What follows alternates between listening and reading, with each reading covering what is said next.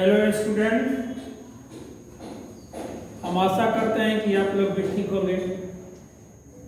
आज हम अगले लेक्चर में हम न्यूटन का द्वितीय गति नियम पढ़ेंगे। तब इसको चालू किया जाए।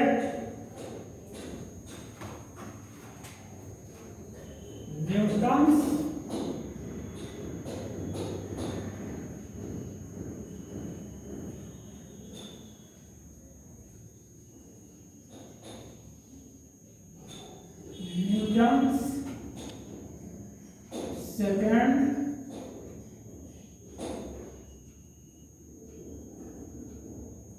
second law of motion. Newton's second law of motion.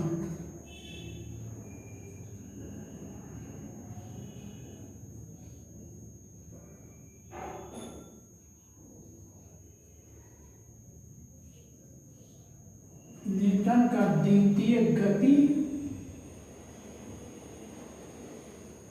नियम।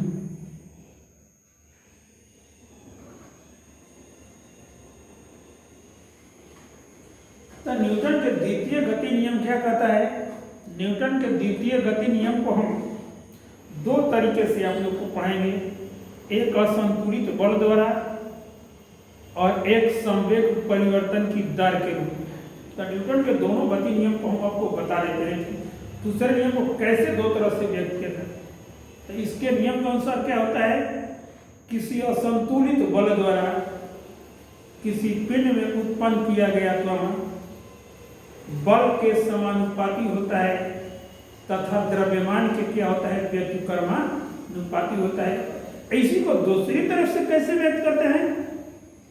संवेग परिवर्तन की दर लगे हुए बल के समानुपाती होता है तथा वह उसी दिशा में होता है जिस दिशा में बल कार्य करता है। हम इसके तरफ से भी निकालेंगे और उसके तरफ से भी निकालेंगे। देखिए तो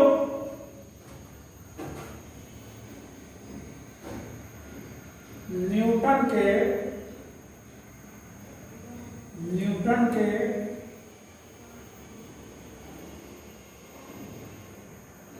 द्वितीय गति के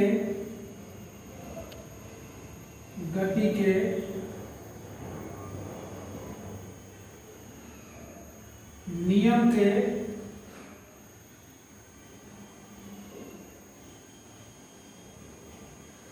अनुसार किसी असंतुलित बल द्वारा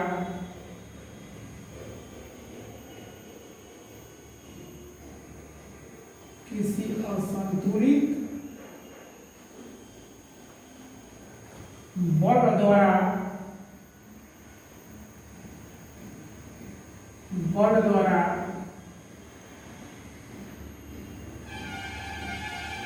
किसी पिंड में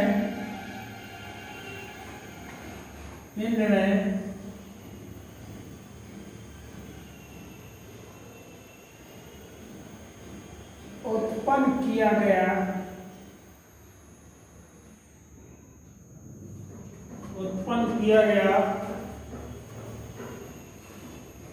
त्वरण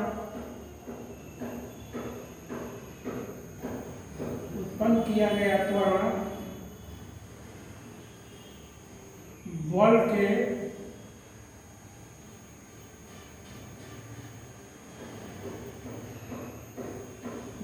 के समानुपाती होता है तथा द्रव्यमान के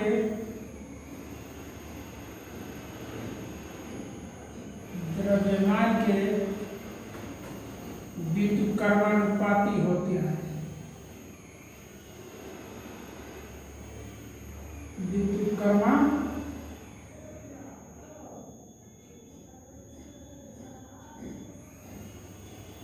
व्युत्क्रमानुपाती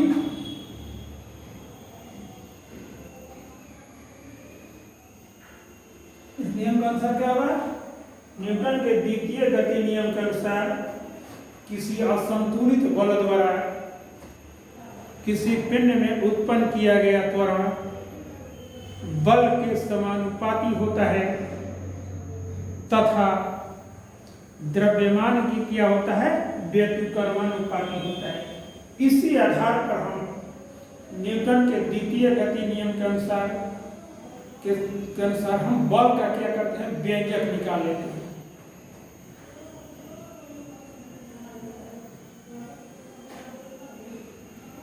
मान लिया कि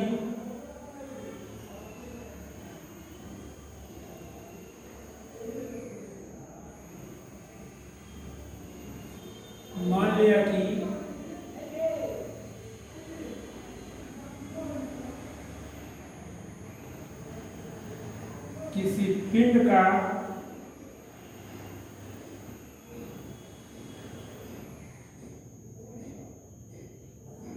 द्रव्यमान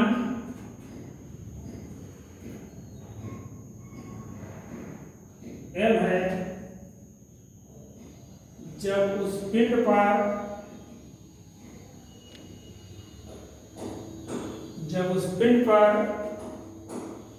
F वेक्टर बल, जब उस पिंड पर F वेक्टर बल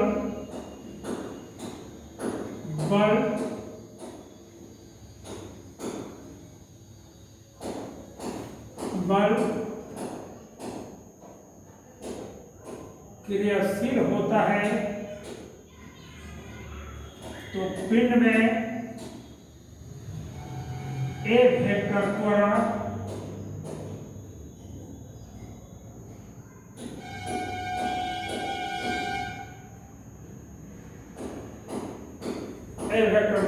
हम देखो पिंड का द्रव्यमान बेटा कितना मान लिए है, m मान लिए है, और जब उस पिंड पर F वेक्टर है, बल सदिश राशि होता है, इसलिए बल पर हम क्या लगा देंगे, एक वेक्टर। और त्वरण भी क्या होता है, सदिश राशि है, इसलिए हम उस पर भी क्या लगा देंगे, वेक्टर लगा देंगे। मान लिया कि किसी पिंड का द्रव्यमान m है, जब उस पिंड पर F वेक्टर बल क्रियाशील होता है तो पिंड में एक त्वरण उत्पन्न होता है, ठीक होता है। न्यूटन के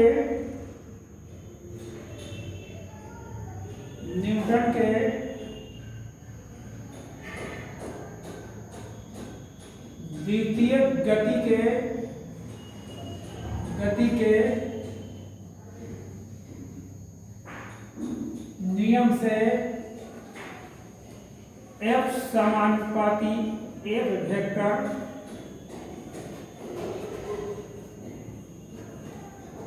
न्यूटन के द्वितीय गति नियम क्या करता है, असंतुलित बल द्वारा उत्पन्न किया गया त्वरण बल के समानुपाती। पहले किस पर विचार करेंगे, उत्पन्न त्वरण बल के समानुपाती होता है। अब त्वरण कितना माने हैं, ए वेक्टर माने हैं, तो जो त्वरण जब ए वेक्टर माने हैं इसलिए कितना नियम, ए वेक्टर समानुपाती कितना हो गया, ए वेक्टर तथा फिर क्या कहता है, तथा द्रव्यमान के व्यतिकर्मानुपाती होता है। यही त्वरण क्या होता है, द्रव्यमान के व्यतिकर्मानुपाती होता है। अगर द्रव्यमान m है तो इसका उल्टा क्या होता है, व्यतिकर्म 1/m होता है। तथा a वेक्टर समानुपाती कितना हो गया, 1/m। m का मतलब हो गया समानुपाती सीधा, और 1/m का मतलब क्या हो गया, व्यतिकर्मानुपाती। इन दोनों को हम एक साथ मिलाएंगे, क्या करेंगे, इन दोनों को एक साथ मिलाएंगे, इन दोनों को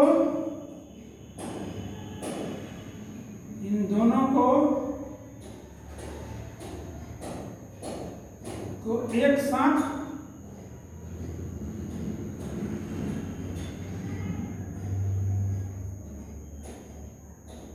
मिलाने पर जो राइट हैंड साइड होता है ना, उसमें क्या, ये तो वही है लेकिन दोनों में क्या होता है, गुणा होता है। मिलाने पर मिलाने पर कितना हो जाएगा? ए वेक्टर समानुपाती कितना होगा? एफ वेक्टर बटा में कितना हो जाएगा? एम हो जाएगा। अब तिरछा तिरछी गुणा करेंगे तो कितना हो जाएगा? एफ समानुपाती कितना हो जाएगा? M A vector. तब हम क्या करेंगे? जब समानुपाती चिन्ह हटाएंगे तो क्या होगा? एक नियतांक होता है, इसलिए कितना हो जाएगा?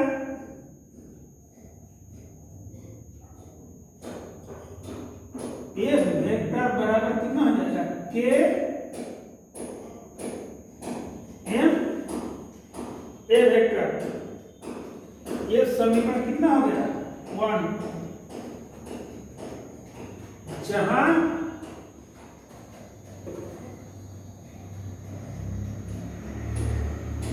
जहां के एक समानुपातिक नियतांक है, जहां के एक समानुपातिक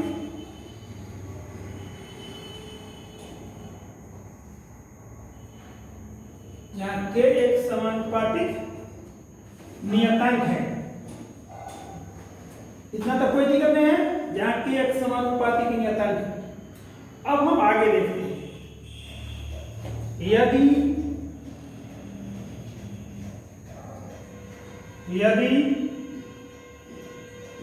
एफ वेक्टर, एफ क्या है? बल है। एफ क्या है? बल है।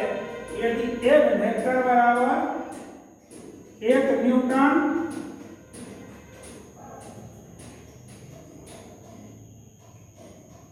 ए बराबर ए वेक्टर बराबर त्वरण है, तो पहले मान लीजिए एम बराबर, एम द्रव्यमान है 1 किलोग्राम तथा ए बराबर ए वेक्टर बराबर त्वरण कितना लगेगा? 1 मीटर प्रति सेकंड स्क्वायर हो तो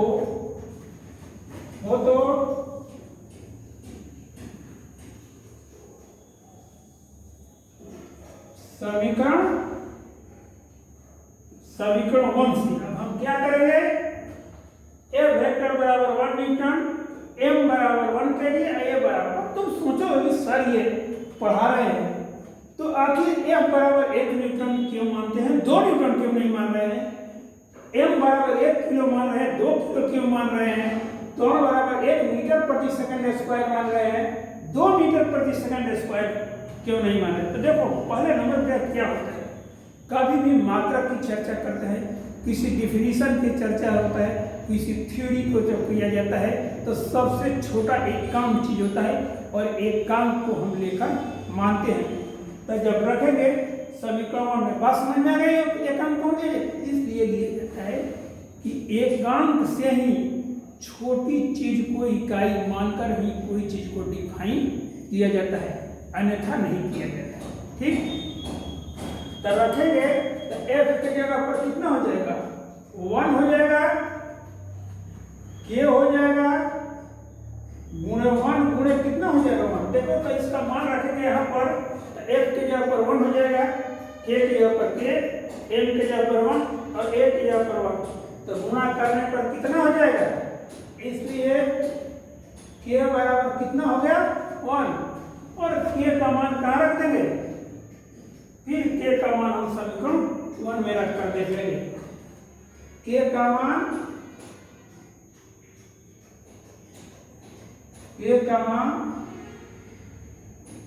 समीकरण 1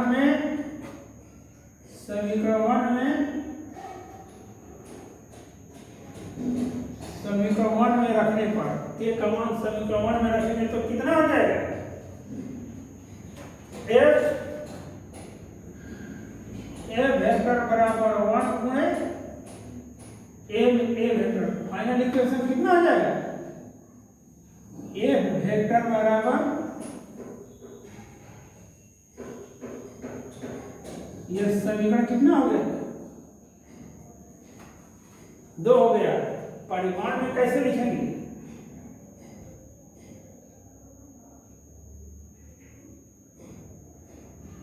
परिमाण में वेक्टर हटा दीजिए, F बराबर सिंपल कितना हो जाएगा, एम ए हो जाएगा।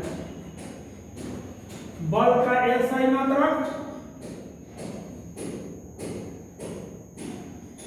ये तो पहले ही पाठ में पढ़ा दिया है। बल का एसआई मात्रक, बल का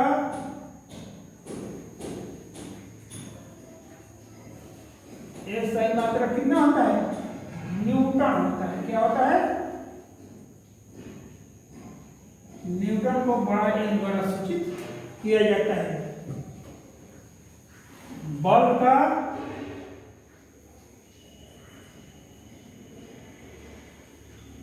सीजीएस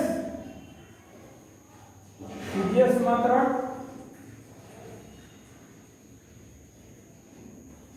डाइन होता है। क्या होता है, डाइन। इसको बल का बीमा कितना होता है,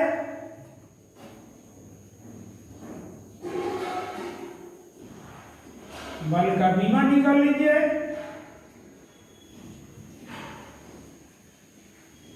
चूंकि F बराबर कितना हो गया, एम ए, इसलिए F का बीमा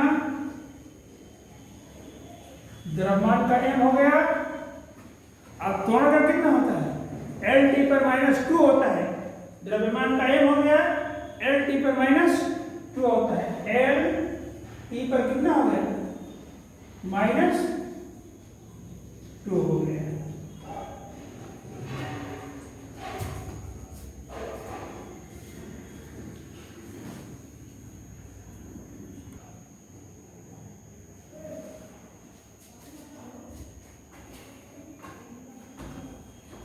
देखो बाबू, अब हम न्यूटन के द्वितीय गति नियम को दूसरे प्रकार से हम कैसे व्यक्त करते हैं। दूसरे को हम व्यक्त करते हैं तो वह संवेग परिवर्तन के दर के रूप में होता है। पहला हम असंतुलित बल के रूप में प्राप्त किए हैं, और वही बल का हमको व्यंजक प्राप्त करना है, लेकिन किसके आधार पर, संवेग परिवर्तन के आधार पर। तो यह थ्योरी कहता है इसमें, न्यूटन के द्वितीय गति नियम के अनुसार संवेग परिवर्तन की दर लगे हुए बल के समानुपाती होता है। माने जितना संवेग होगा, संवेग में परिवर्तन की दर लगे हुए बल के समानुपाती होता है, तथा वह उसी दिशा में होता है जिस दिशा में बल कार्य करता है। इतना तो क्लियर हो गया। तो देखिए हम इस पर हम कैसे काम करते हैं। मान लिया कि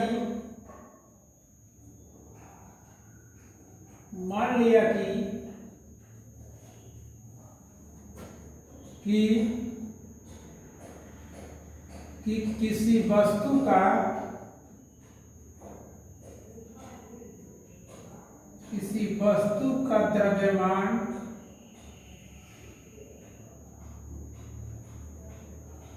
द्रव्यमान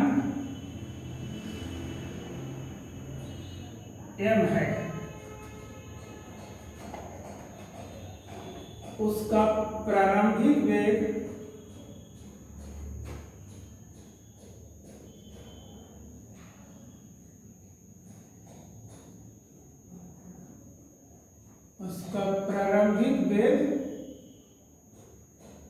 u है, उसका प्रारंभिक वेग u है।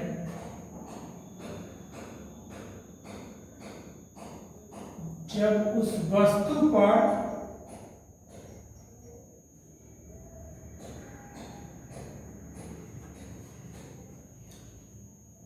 F वेक्टर बल, जब उस वस्तु पर F वेक्टर बल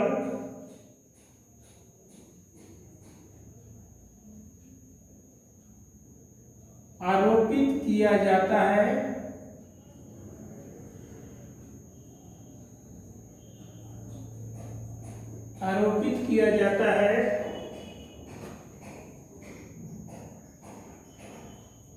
तो अल्प समय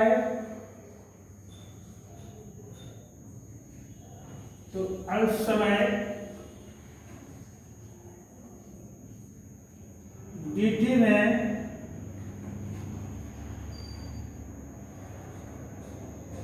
वस्तु का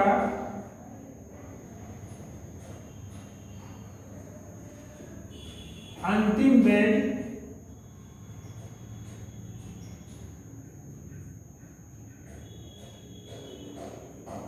भी हो जाता है। ये बेटा, ये जो हम न्यूटन के द्वितीय गति नियम का एक्सप्लेनेशन कर रहे हैं, व्याख्या कर रहे हैं, उसमें संवेग बहुत महत्वपूर्ण चीज है। नौवीं क्लास में आप लोग संवेग पढ़े होंगे, तो संवेग अगर ख्याल भूल गए तो उसका हम सूत्र लिख देते हैं। चूंकि सूत्र लिख देते हैं, चूंकि की कोई संवेग बराबर क्या होता है, द्रव्यमान गुणे वेग होता है। द्रव्यमान गुणे वेग होता है।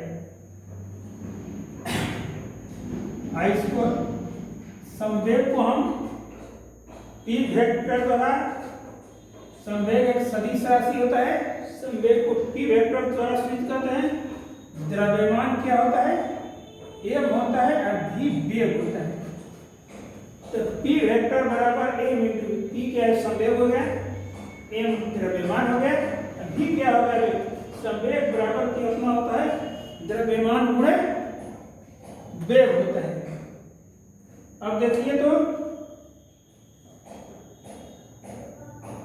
वस्तु का, चूंकि वस्तु का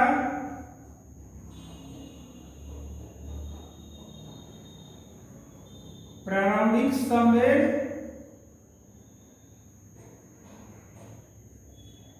p1 वेक्टर लेते हैं, संवेग को p द्वारा, वस्तु का प्रारंभिक संवेग p1 वेक्टर बराबर कितना हो गया, द्रव्यमान तो m हो गया, इसका प्रारंभिक वेग कितना है, u वेक्टर है, प्रारंभिक वेग कितना है, u है। तो प्रारंभिक संवेग कैसे होगा, द्रव्यमान गुणे प्रारंभिक वेग m u वेक्टर वस्तु का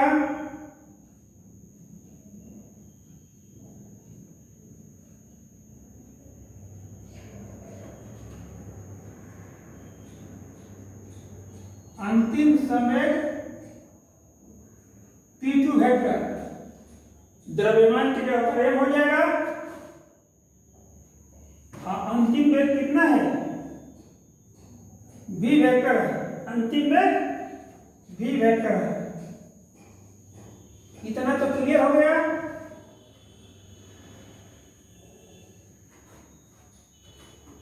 अब संवेग में परिवर्तन निकाल लेंगे, इसलिए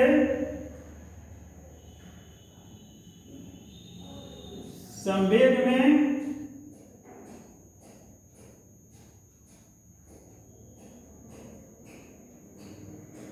परिवर्तन, कोई भी वेग में परिवर्तन कैसे होता है, अंतिम वेग माइनस प्रारंभिक वेग।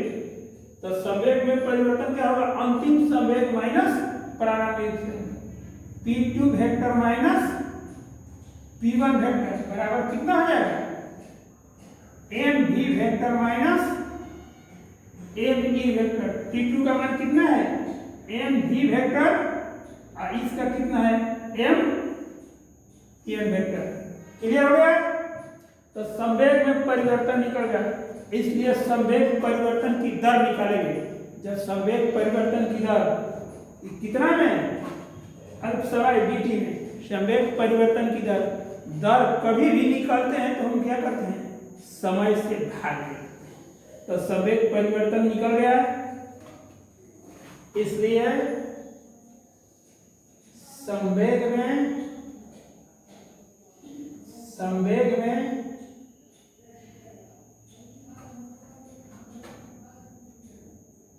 परिवर्तन की दर, ये p2 vector minus p1 vector बटा में कितना हो जाएगा, dt हो जाएगा। क्या हो जाएगा, p2 माइनस p1, देख रहे हो ना, इसमें समय से भाग देंगे, इसमें भी समय से भाग हो जाएगा। ये बराबर कितना है, M V vector minus A E vector बटा में कितना हो गया, dt हो गया। तो हम जब भी संवेग परिवर्तन की दर को निकालते हैं तो समय से हम क्या करते हैं, भाग देते हैं। भाग देंगे, यदि इसको ऐसे निकालो, m देखो बेटा m कॉमन हो गया, v vector minus u vector बटा में कितना हो गया, dt हो गया। यदि कुछ मान लेते हैं, यदि p2 vector minus p1 vector बराबर dt वेक्टर हो तथा v vector minus e vector बराबर dv वेक्टर हो, तो कितना हो जाएगा, इसके जगह पर कितना हो जाएगा, dp वेक्टर बटा में कितना हो जाएगा, इसके जगह पर कितना रख देंगे, इसके जगह पर dp वेक्टर रख देंगे, e माइनस e वेक्टर की जगह पर क्या रख देंगे, dv वेक्टर रख देंगे। तो m के जगह पर m हो गया, v माइनस 1 के जगह पर कितना हो जाएगा, v माइनस c की जगह dv वेक्टर बटा में कितना हो गया, dt। आज चूंकि dv वेक्टर बटा में dt बराबर क्या है, वेग परिवर्तन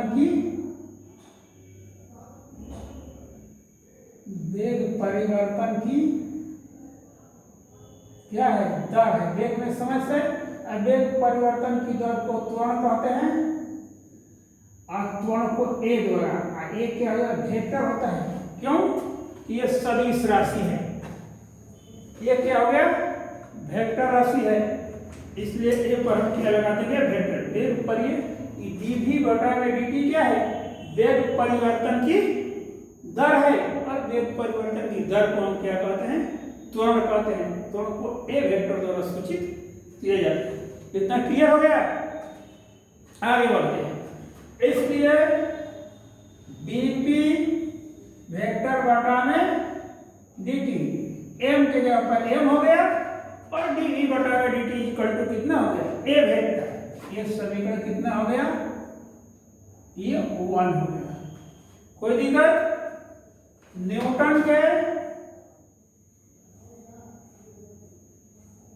के द्वितीय गति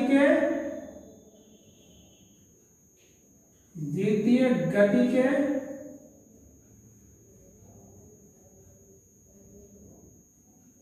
नियम से क्या कहता है, संवेग परिवर्तन की दर लगे हुए बल के समानुपाती होता है। द्वितीय नियम से dp वेक्टर बटा में dt समानुपाती हो गया a वेक्टर। क्या थ्योरी कहता है, न्यूटन के द्वितीय गति के नियम के अनुसार संवेग परिवर्तन की दर, यहां देखो संवेग परिवर्तन की दर, ध्यान देना है, संवेग परिवर्तन की दर, संवेग यहां से और यहां हो गया संवेग परिवर्तन की दर, संवेग परिवर्तन की दर dp वेक्टर बटा में dt क्या है, dp वेक्टर संवेग है, और dt से भाग दिया है, तो क्या हो गया, संवेग परिवर्तन की दर लगे हुए बल, लगा हुआ बल a वेक्टर है, a वेक्टर के समानुपाती होता है। इसलिए यह कितना, या इसको उल्टा भी कर सकते हैं, या a वेक्टर समानुपाती कितना होगा, dp वेक्टर बटा में कितना हो गया, dt।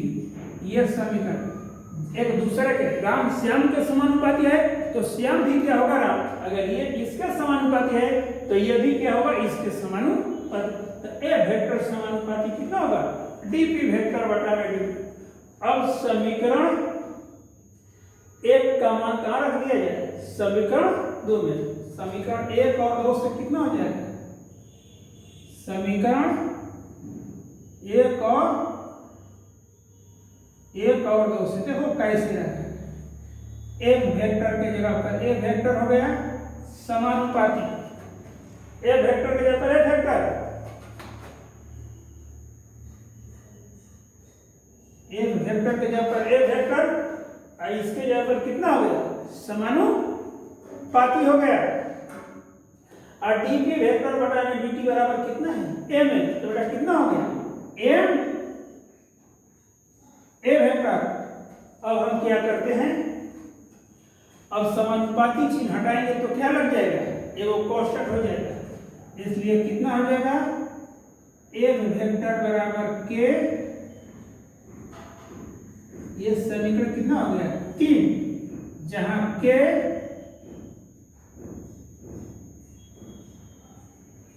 एक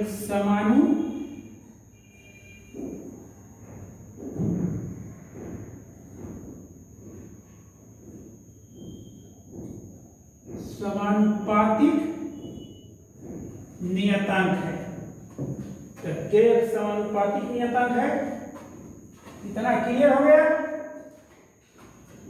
के एक समानुपातिक। अब हम यदि यहां पर उस तरह आ गया, यदि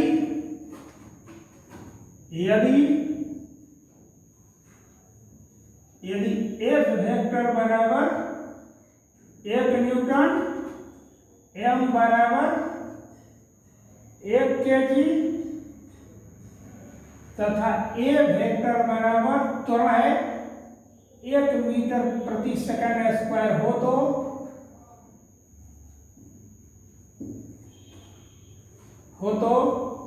समीकरण 3 से कितना आ जाएगा,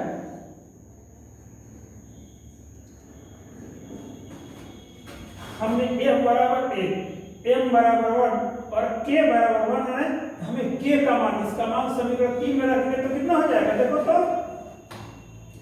f की जगह पर 1, k की जगह पर k, m की जगह पर 1 और a की जगह पर, इसलिए k बराबर कितना हो जाएगा, इसलिए k बराबर 1 और k का मान फिर हम कहाँ रख देंगे, समीकरण 3 में, k का मान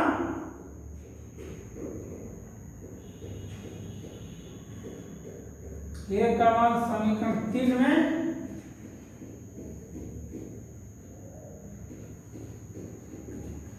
3 में रखेंगे तो कितना हो जाएगा,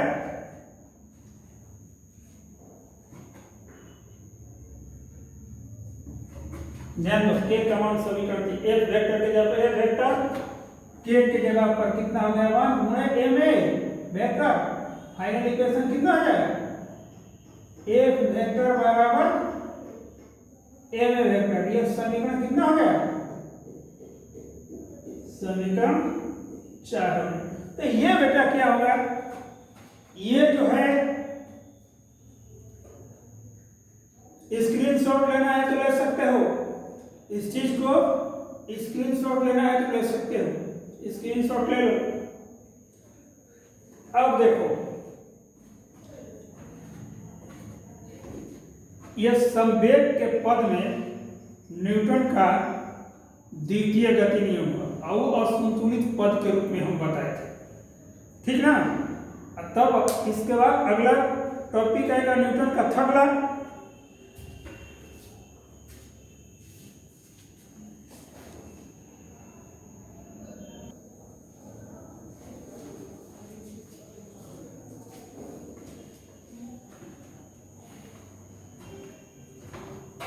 अब देखिए बाबू, न्यूटन के तृतीय गति नियम को देखिए, न्यूटन का तृतीय गति नियम क्या है। तो न्यूटन के तृतीय गति नियम को हम इंट्रोडक्शन में बताए थे कि सबसे पहले न्यूटन के तृतीय गति नियम का खोज हुआ था, ये हम लोग ये पहले नियम बताए थे। तो न्यूटन के तृतीय गति नियम क्या कहता है के अनुसार प्रत्येक क्रिया के बराबर विपरीत प्रत्येक क्रिया के बराबर और विपरीत प्रतिक्रिया होती है। Every action is reaction. प्रत्येक क्रिया के बराबर विपरीत प्रतिक्रिया होती है। इसके अनुसार हम देखें, यदि हम फुटबॉल के गेंद को पृथ्वी पर पटकते हैं तो क्या देखते हैं? जब हम गेंद को पृथ्वी पर पटकते हैं तो पृथ्वी भी उतने ही बल से गेंद को विपरीत दिशा में उछाल देती है। कभी कभी आप लोगों को समस्या ये हो जाती है कि गेंद तो छोटा होता है और पृथ्वी बहुत बड़ी हस्ती है, अगर वो बल लगाएगी तो गेंद को तो पृथ्वी गेंद पर ज़्यादा बल लगा देगी और गेंद पृथ्वी पर कम बल लगा देगा। ये आपको संशय में पड़ जाता है। तो इसी समस्या का समाधान हम कैसे करेंगे? प्रत्येक क्रिया के बराबर। अगर मान लिया जाए, थोड़ा सा देखिए, यहाँ पर पृथ्वी बहुत बड़ी चीज है, गेंद का आकार यही गेंद का आकार होता है। गेंद का आकार इतना होता है। अगर इस गेंद को हम पृथ्वी पर अगर पटकते हैं, गेंद को पृथ्वी पर पटकते हैं तो क्या होता है? जितना गेंद का हिस्सा होगा, मान लो गेंद ऐसे आ रहा है तो गेंद का हिस्सा कितना होगा? गेंद जो पृथ्वी पर क्षेत्रफल छेकेगा, जितना, जैसे मान लो कि हाथ पर हम कलम लगाते हैं तो हाथ तो बहुत आकार है, लेकिन कलम का ये छोटा है, लेकिन दोनों का क्षेत्रफल जो उभयनिष्ठ क्षेत्रफल होता है बराबर है। जैसे ऐसे लेकर आए तो जितना कलम जगह छेकता है उतना ही हाथ भी कलम पर उतना ही छेकता है। तो उसी तरह जितना जगह गेंद पृथ्वी पर छेकेगा उतनी ही जगह पृथ्वी भी गेंद पर छेकेगी। दोनों का कांटेक्ट जो होगा वो बराबर क्षेत्रफल पर होगा। तो पृथ्वी थोड़े अपना संपूर्ण क्षेत्रफल गेंद को दे देगी, गेंद को संपूर्ण क्षेत्रफल नहीं देगी, गेंद को उतना ही क्षेत्रफल देगी जितना कि गेंद को चाहिए। इसी से जितना गेंद पृथ्वी पर बल लगाता है उतनी ही बल से पृथ्वी गेंद पर लगाकर विपरीत दिशा में उछाल देती है। माने अगर एक होता है एक्शन का, एक होता है रिएक्शन का। क्रिया के बल को यदि हम धन लेते हैं तो प्रतिक्रिया के बल को माइनस लेते हैं। हमेशा क्रिया का बल को धन लिया जाता है, अब प्रतिक्रिया का बल का माइनस, क्योंकि वो क्या होता है? विपरीत दिशा। थोड़ा इस पर देखिए, ए और बी दो पिंड है। क्या है बाबू? ए और बी दो पिंड है। ए पिंड बी पिंड पर बल आरोपित करता है तथा बी पिंड ए पिंड पर आरोपित करता है। कभी कभी आप नहीं देखे हैं कि कभी आप किसी को झप्पड़ से मारते हैं ना तो आपके भी हाथों में कभी कभी दर्द होता है, ऐसा महसूस होता है, क्योंकि जब आप ऐसे करते हैं तो ये बल आरोपित है, तो उस तरफ से ही बल लगता है, इसीलिए दर्द करता है। यहाँ देखिए, ए पिंड बी पिंड पर बल लगा रहा है और बी पिंड ए पिंड पर लगा रहा है। तो ए पिंड जब बी पिंड पर बल लगाए तो ऐसे ठेल देगा। क्या होगा? इसको ऐसे ठेलेगा तो इसका नाम क्या पड़ेगा? ए पिंड बेटा जब बी पिंड पर बल लगाएगा तो बी को ठेल देगा। तो यहाँ पर नोट करते समय एक वेक्टर बी हो जाएगा और बी पिंड जब ए पिंड पर बल लगाएगा तो इसको ऐसे ढकेल देगा। क्या होगा? ऐसे ढकेल देगा। ध्यान रखिए, ए पिंड जब बी पिंड पर बल लगा तो बी पिंड को ढकेल देगा आगे की तरफ। तो इसका नाम क्या होगा? ए वेक्टर बी। और बी पिंड जब ए पिंड पर बल लगा तो इसको ऐसे ठेल देगा, तो इसका नाम क्या पड़ गया?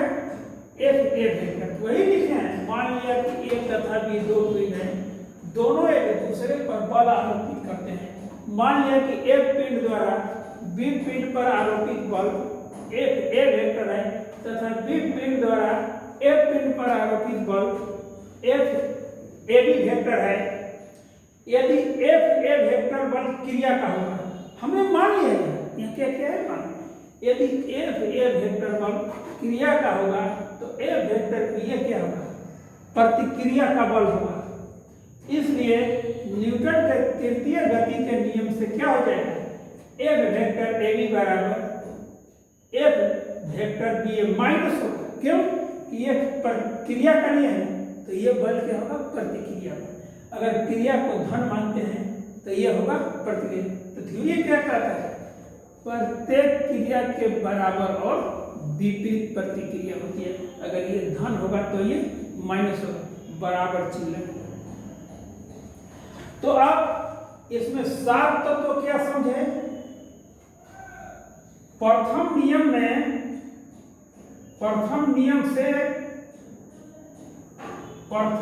से बल F बराबर 0 होता है। कहने का मतलब कोई बल लगाना नहीं है। द्वितीय नियम से